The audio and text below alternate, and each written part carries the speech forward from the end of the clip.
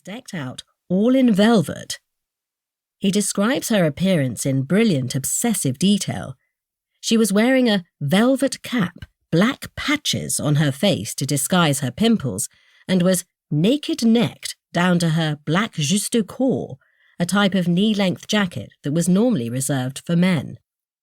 "All the town talk is nowadays of her extravagances," he huffed. Pepys was hardly immune to the general fascination with her. "I hope to see more of her on May Day," he wrote. He was not the only one who had that idea. On the 1st of May, Margaret was followed and crowded upon by coaches all the way she went, to the point that nobody could come near her.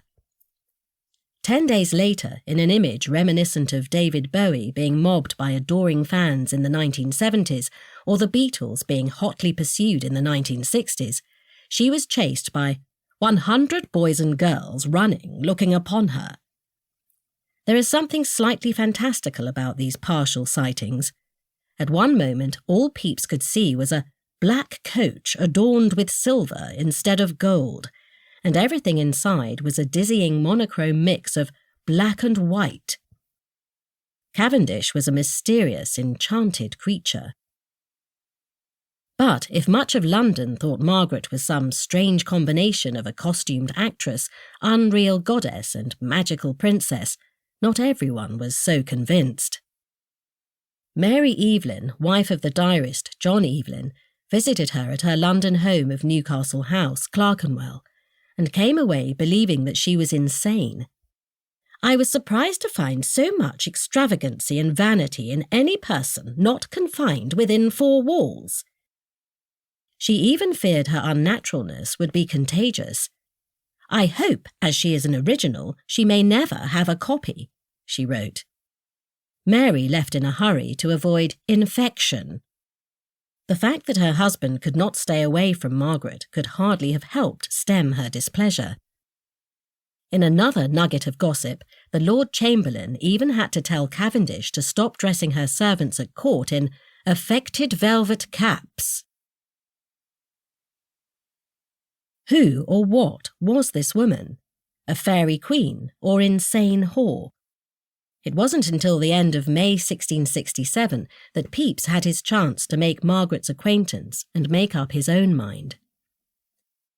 The Royal Society had been founded in 1660 and counted John Evelyn, the chemist Robert Boyle, and the architect Christopher Wren amongst its founding members. It was unequivocally the home of male restoration, scientific and scholarly endeavour.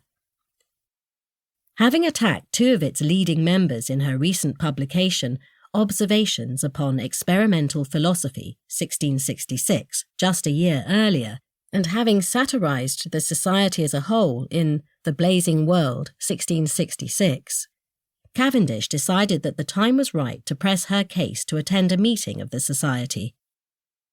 After much debate, pro and con, and a ballot, many of the eminent men of the society were against the idea and feared the town will be full of ballads, mocking the visit.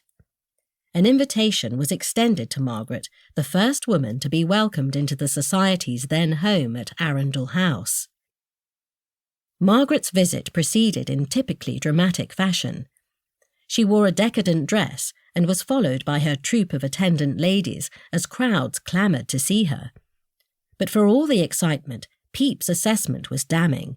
She was little more than a good comely woman whose dress so antic made her little more than an amusing spectacle. She may have made it into the building of the Royal Society, but the men at its heart were all too quick to show her the door.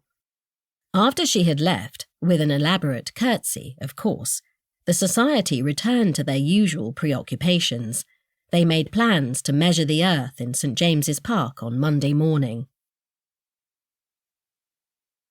The men of the Royal Society and all the hangers-on who had stood by to watch her visit did not quite understand Margaret Cavendish.